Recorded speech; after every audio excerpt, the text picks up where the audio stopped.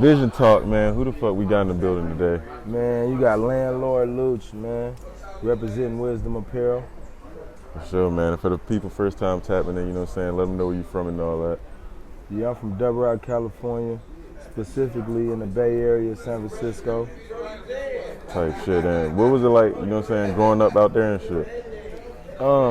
Poverty, just like any other place, you know what I'm saying, that's surrounded by hoods and projects, you know, but I mean, it was a struggle, but it was beautiful. How Mozzie say, it was a beautiful struggle, man.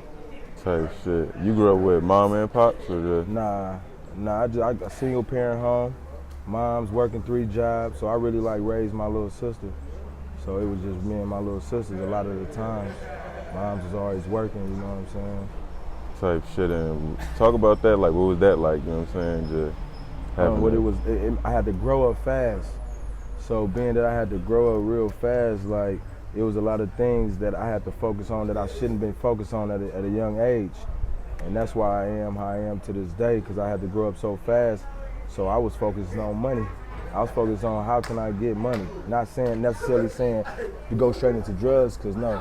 I used to do stuff like go to the Safeway and bring the carts and help people with their groceries. Because back in the day, when you get the cart, you get a quarter back. Like you had to pay a quarter to get the cart, but you get the quarter back when you bring the cart back. Yeah. So I used to go there with a few of my partners and just to hustle. That was one of my hustles. Another hustle I had was selling candy in class. I used to freeze my sodas and had a backpack full of candy and snacks and sodas, and I used to sell it in school. I was in middle school. Type shit. You know what I'm saying? So you was on the money train early. Yeah, I was thinking ways of getting money. You know, not necessarily in the streets. Just ways of getting money. You know, I'm still young at that time, but I'm surrounded by. I'm walking outside. There's drugs being sold, all type of shit. Right. But that ain't where I was at. Type shit. What type of kid was you in school and shit like? I would say I wouldn't say I was focused. I got good grades because it was easy to me, but my mind was always somewhere else. I was more so I was popular, you know, not about force. Like it just, you know, it happened because I'm a likable person. You know what I'm saying? Like, I'm real chill. I'm real cool. You know what I mean? Vibes. I've been like this. You know? Shit. Did you graduate? Oh yeah, I graduated semester early. Oh, okay, type shit. So then you graduate high school, and what you getting into at that point in your life, like? So when I graduated high school, at the time I was in the game. You know what I'm saying? So I was like, shit, I graduated early. I can really go hard every day. Yeah. So I was doing my thing. But mind you, I already got accepted to Sac State. You know what I'm saying? I didn't really want to go to college, but to make my mama proud, I did it. You know what I'm saying? I got a scholarship to go, academics. You know what I mean? So I went and did that after, you know, when the fall came, after I graduated, I went to SAC. It didn't last long, lasted a semester, but because I wasn't focused. I didn't really want to be there. I was just doing it. I was doing it for the wrong reasons. So like when you say you wasn't focused, like what you was just not going to class? Nah, I was going to class because I'm always eager to learn. Yeah. So I was going to class, but it was stuff that wasn't interesting me. Only thing that was psychology. Like I was interested in psychology. And what that class actually taught me was how to speak appropriate. I didn't know how to, I came from the hood, I didn't know how to really talk appropriate without, you know, Ebonics. I'm speaking Ebonics. And I'm surrounded by everybody that's speaking properly. You know what I mean? So it taught me that. That's one thing college did teach me though. It taught me how to change. When I'm in certain groups, it taught me how to change my vocab, switch up. You can't be in these meetings talking like you don't have no sense, you know what I mean? So that's something that it did taught me, and I'm appreciative of that. But as far as like being focused, I wasn't there. I wasn't there. The other classes, I was just showing up. You know what I'm saying? I'm getting at bitches. I'm doing all the other shit, you know? I'm still in the streets at the time. You know what I mean? So at this point, like, what would you say was the moment, like, you know what I'm saying, or just situation or anything that made you get focused type shit? Like, was there a pivotal moment? As far as like getting focused in college? No, just shit in life, just in general, like. Oh, that's a good question. I'm gonna tell you what made me got focused. When I was homeless, when I was sleeping back in my van, when I found myself in back of my van, looking at the top while my TV on, I'm laying in the back of it, and I'm like, how did I get here? Right. Like, how did I get here? You know what I'm saying? At that moment, I think I was probably, if I'm 25, 26, somewhere around there. You know what I mean? It was around that time. Yeah. And that's when I knew it. And I was fighting the case at the time. I was fighting like 31 years. So I was trying to hustle for a lawyer. 31 years? Yeah, I was trying to hustle for a lawyer. Bro, I had a lot going on at that time in my life, and I was like, yo, I had one son, my oldest son, and I was just like, I had a stepdaughter, and I was like, yo, I got to get my shit together. You was fighting that case from home? Yeah, from home. I bailed out. You bailed out type shit. So talk about that too, like how was that whole process, you know what I'm saying? Was it a trial? Yeah, I went to trial. The guy came, got on the stand, everything. Like, I went to trial, but I beat the case. Oh, you beat the case. You know what I'm saying? I beat the case. That's why I tell people, man, I'd rather be judged by 12 than carried by 6. I'd rather be judged by 12 than carried by 6. Right. I tell people this. And I don't say it like, oh, I want to die or nothing. No, I say that because these is people that gonna feel where you coming from. You know what I'm saying? I was wrongly accused of something I didn't do. I did half of the stuff, but I didn't do the other half, you know? So it wasn't making no sense. And I had a good lawyer. Yeah, that's what's up. So once you beat that, like, what was your first steps back into like getting some motion? I was already doing my, like I said, I was at that point I was getting focused on my life. So it just because I said a prayer. I told him, I said, man, if I get up out of this, I'm not looking back. I promise you this, I'm not looking back. And that's what I did. I beat it, and I just kept focusing, trying to find my purpose. See, the thing about it, I didn't know my purpose in life. Yeah. You know, and that's a lot of things we all don't know. Like, I'm trying to find my purpose. Like, where am I good at? What am I good at? You know, what do I need to be doing? You know. And what did you come to? Like, what was your conclusion? I came up with the clothing. I was put in a position because we the first name we had was Wsm Boutique, Wsm Boutique, and we changed it to Wisdom. Yeah. You know, a close friend of mine. The Wsm stood for what? I style myself. Yeah, I style myself. That's what the Wsm stand for. Mm-hmm. And you know, unfortunately, I had some business partners. Unfortunately, it didn't work out. I won't go into detail on that because it's real like touchy subject, you know. Yeah. And I changed the name. You know, we changed the name, switched it to Wisdom, but it worked perfectly. It worked perfectly, Lo, because it represents what we stand for. You know what I'm saying? We stand for something, man. We ain't out here doing anything, man. You know, like, and that's what we're about. And that's what we push. We push that vibe. Be wise. You know what I'm saying? That's being gangster. You know, being wise, that's gangster. Being smart, that's gangster. You want to be a gangster. Being dumb and just doing anything, that ain't gangster. Right. That ain't gonna get you nowhere. I promise you that. Trust me. So and that's what we push. So with the clothing brand, because you know, a lot of niggas don't just, you know, come with shit like a clothing brand, you know what I'm saying, out the streets type shit, and it really just pop off for real. So how did you like really get it off the ground and like, you know what I'm saying, build your clientele and get it to where it's at now? Like, I wouldn't say just me. I would say we. So what we did was we just beat the streets up every day. Beat the streets up. So when we came into the game, we started out with a brick and mortar.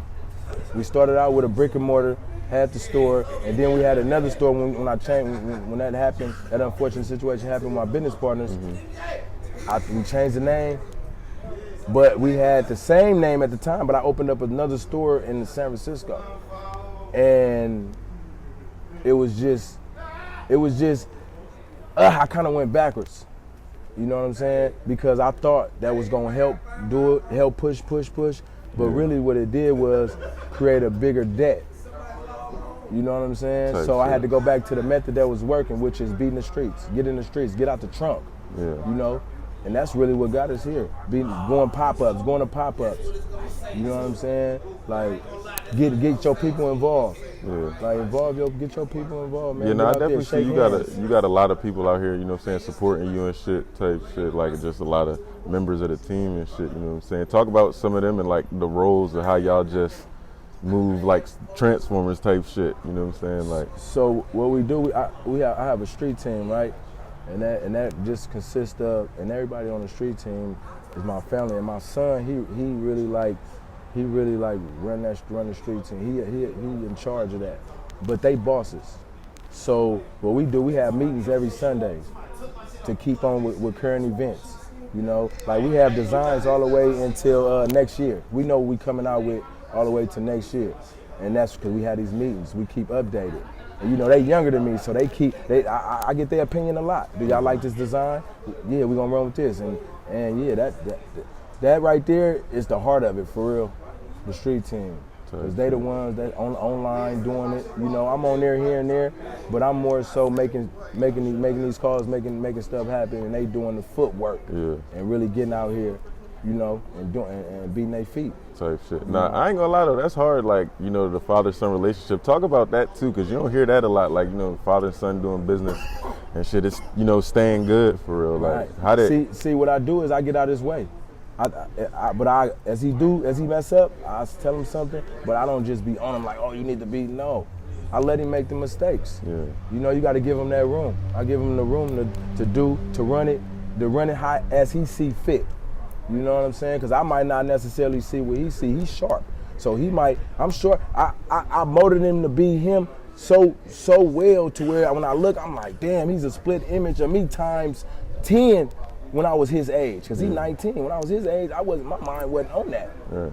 He like on another level. You know what I'm saying? So it's like, it's beautiful because I'm able to, we talk all the time. We got that bond. We have something I never had. You know what I'm saying? I never had that, you know? Yeah. So that right there, for me, that's it's a blessing. And you know, I'm appreciative of it, that we can do it. Like I said, this clothing line really saved my life. This fashion, this really saved my life because it gave me a purpose. Yeah. You know what I'm saying? Safe shit. Like I wake up in the morning, you know, my kids off top, but it gave me a purpose in life.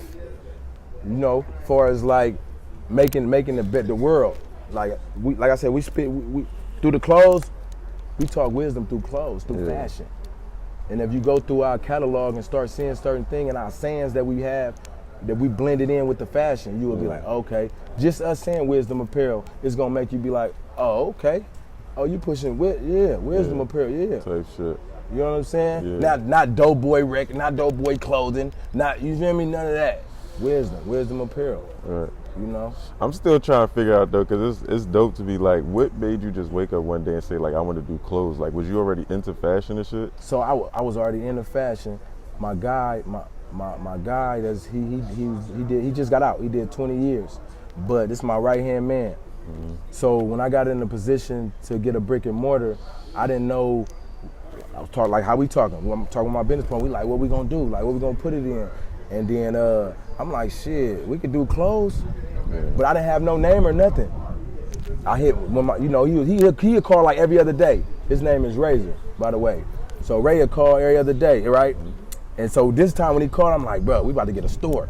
We about to do a clothing store. I know you got some names for us. He said, you already know. So he sent me a kite with like 3 different names with the logo with it. So ISM was the one that we picked, and that's this right here. ISM, so your man did that from the pen. He already had it. So it was like magical. It was like, yo. So ISM resonated with us to where it's like, now we running with that. You know what I'm saying? Because it's unique. You see what I'm saying? So yeah, that's how we came. That's how we really came up with that. And shit, it's history from there. No, that's dope, bro. Like, yeah, and he just got welcome home, baby. He just came home last year. Yeah, he home now. He did 20 years. That's a story right there. That's itself, a movie shit. That's a whole nother story in itself. Type shit. Okay. So he was drawing stuff, sending me stuff from the pen. Like sending me designs from the pen. And then you was taking that and then getting it going to the graphic. Oh, the graphic. I was going to the graphic designer. He was digitizing it. Then I'll take it straight to the printing. And then so how did you like get with a vendor for like the blank tees and shit like that? Like, so what I had did, it was a vendor called Big Printing that's based out of the Bay. They was the first company that we ever dealt with, and I learned a lot from them because I seen how it worked. And I used to just go in there with Dawood, that's the owner. I used to just go in there with him and his wife. They're a power couple that run that multi-million-dollar business. You know what I'm saying? So I used to go in there and just chill with them, you know, and just really like soak up game and seeing how it was done from scratch. Yeah. You know. So, and that was inspiration and all, because it's more so hands-on. You know, when you hands-on in what you do, you appreciate it a whole lot more. Yeah. You're more involved in it. Off camera, you were saying how like you used to be behind the camera and shit like that. Yeah. So talk about your transition from being behind the camera shooting videos to being in front of the camera and starting to do music and shit. Like, how did that come about? So, this a crazy joint. Damn, you got some hits, man. You got some hits. This a crazy joint, cause look, let me tell you this. I was rapping at the time. I had my partners, we all rapping, we shooting videos, but the dudes that shooting videos, they playing, right? I'm like, man, I ain't really feeling the vision. So you know what I did? I came up on the camera. Excuse me, kids, but I had this girl go rent a whole equipment and I kept it. From there, I learned how to use it. I learned how to use the camera, you know, the lights and everything. I went on YouTube, really studied. I learned how to edit. Jay Short, shout out to you. He taught me how to edit with the effects, to give it the effects. So I used to just be in there, I taught myself how to really shoot, you know, angles. So they was playing, I said, I'm about to shoot our videos. We're gonna shoot our own videos. That's how it started. It started with just us. I just wanted to shoot our videos. I didn't want to get paid for it. I didn't want to go shoot nobody else, but it started getting a look.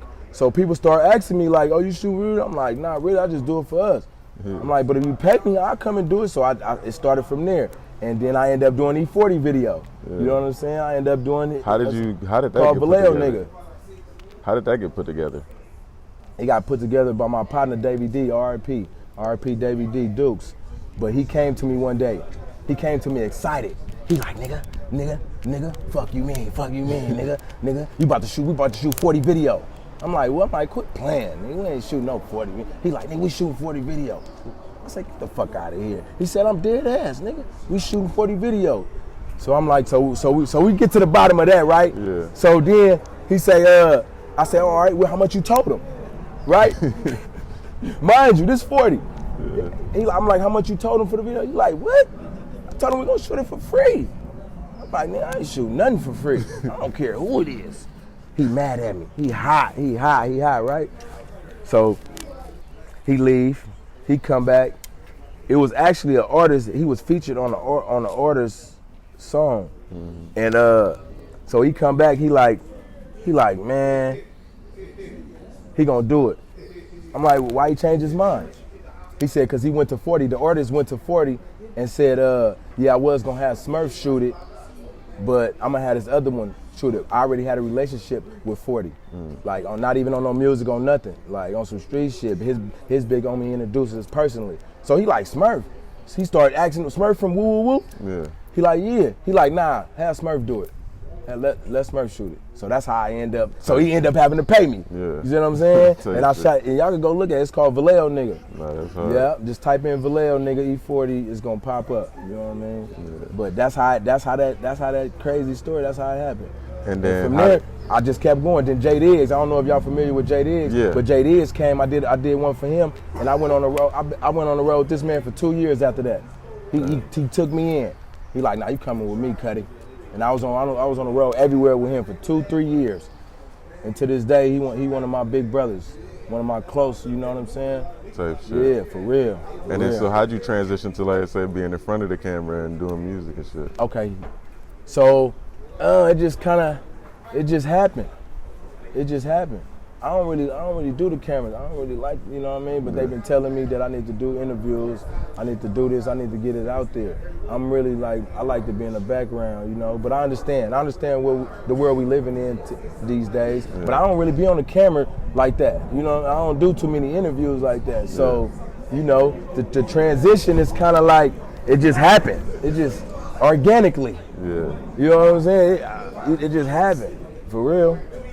To be honest with you, I don't even know. It just happened. I just eased into it. Then my people telling me like, you need to be on the camera more. Because when I do interviews, the outcome the feedback that's given, it's like, you need to be on there more. You got a lot to say. And then we always have meetings and they hear me talk.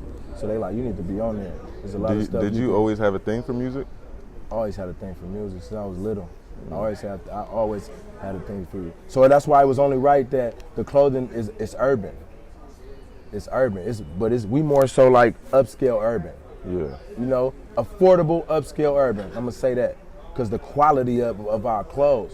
I get people to say, bro, why you only charge this? You can really get some real, because I want everybody to wear it. I want the ones that don't even have it like that to be able to afford. Their mama can buy it. They can go online, they can buy it. And it's not shooting out the roof, you know? Yeah. That's really what it's about. Because it's not about the money with me. You know, it's really not. The money gonna come. I'm not worried about that. It's gonna come, you know? It's more about the purpose, like I was saying. Everybody in here, everybody, they got a purpose. That's why you see so many. Yeah. They stand behind this like I stand behind this. They love it like I love it. You know, real shit. Shit. What's your main message, like, you know what I'm saying, with y'all whole brand and with y'all? It's wisdom. The main message is to go find some wisdom. So wisdom basically is knowledge. That's why I treat a janitor how I treat a boss, because guess what? I could talk to a homeless dude that just gave me some real game, but he financially unstable. You see what I'm saying? But he just gave me some real game that I can use in life. Why? Because he got that wisdom. And I can tell he got wisdom. He just not in, he just lost his purpose. Get the fuck out of here. This nigga that broke the fucking shit. Blood, get the fuck out. Hey, you're fucking up my interview. Like I was saying though, right? You know, yeah, that's the message we pushing. We pushing wise. You know, we want you young fellas, you young kings and queens, you know, to think. You know what I mean? Think before you speak. Listen twice as much as you talk. You see what I'm saying? So we got 2 ears and one mouth for. Listen twice as much as you talk, man. Just take that one right there with you, and you will learn a lot. You know what I'm saying? For real. For real, for real. For sure, man. So what you got coming next? What we got coming next? We were just talking about that. We might, like, far as events. Shit, everything. All right, so we got an event coming up, Yellow Tape in Houston on the 10th. On that same exact day, because we got a nonprofit also called Camp Wisdom. We doing something on that same day in San Francisco.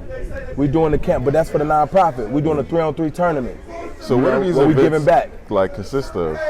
Excuse me? No, I said, what do these events consist of? Pop-ups. So the one on the 10th is a pop-up, basically like what we have here is a pop-up. So we a venue, basically, at that particular spot. Type shit. Yeah. And you say y'all having a 3-on-3 tournament? Tournament, yeah, for the nonprofit that we partner up with Batters Up, Guns Down, which is my partner, my childhood friend. That's his organization. And so we just teamed up. So we there basically to do the 3-on-3 tournament. That's it. So we partnership in that. Yeah. And that's on the same exact day. That's hard. So instead of going to my team, gonna do the one in Houston, I'm gonna go to the nonprofit in the city. Like, to me, that's more important. Yeah. You know, so I need to be there. So y'all do stuff for the community as well? Yeah, we got a nonprofit. We've been having a nonprofit for a long time. We just changed the name though to Camp Wisdom. Camp Wisdom. Yeah. At first it was Wsm Outreach. You know, it was inspire, support, and motivate outreach. Yeah. Type shit. Okay, so Camp Wisdom. Yeah, Camp Wisdom. And how often do y'all do those? We just had a backpack giveaway. We just had a backpack giveaway in August where we gave away, how many backpacks we gave away? I want to say like 500 backpacks. Was they Wisdom backpacks? Yeah, they had the owl on it. Yeah. Oh, that's hard. Yeah, we went to Jake's in Houston, Jake's High School in Houston. We did it. We partnered with the HPD. We partnered with HPD and did that for the kids and provided the backpacks and also the 3-on-3 tournament. We had the tournament, gave them trophies. Yeah. Type shit. That's hard. Yeah. So we normally do that. We did Easter egg hunt, not with Camp Wisdom, but before that, we do toy drives, toy giveaways. You know, so we do backpack giveaway, toy drive, Easter egg hunt, like for Easter. Talk about that though, like how important it is to tap in with the community and shit, and because a lot of niggas will just have a brand and just get their bread and be out the way type shit. Right. Well, I come from my hood is a small hood, so it's like family. That's why everybody with me family, but they not blood. Most of them is. The other ones, they come from my hood. You know what I'm saying? Even Atlanta, my extended family in the A, my wildlife family. But it's important to tap in. It's important because you want the people to see you. You give them that inspiration. You giving them hope. You they hope. Yeah. You know what I'm saying? Whether you know it or not, it don't matter. It ain't about this. It ain't about all this. It ain't about that. That ain't nothing. You know what I'm saying? It's about what they can see. They can see that, but they don't do nothing for them. It's about what can you pass on to them. You know what I'm saying? They might see something. A kid, they might like fashion too, and they see how you doing it, and they watching, they studying you. You know, you they book. You know what I'm saying? They studying, and that's how I look at it. So I try to set a good example. So when I do the give back, that's my time to talk to them. That's my time to interact with them. That's my time to ask them how they been. You know, certain ones that I know acting up, get on them. You know what I'm saying? Like that, just that, and all. I'm into that. That's what I love to do. Like for real, to be like the clothes, it's cool, but it helped me do that. You know what I'm saying? It helped me to where I can give back and get in these kids' face, man, and just show them better than, because I'm not really a talker for real. I can show you better than I can tell you. Like I'm more so that type of guy, you know. All right. Okay, bet, man. So let the people know where they can find y'all. You know what I'm saying? Like on social media and all that.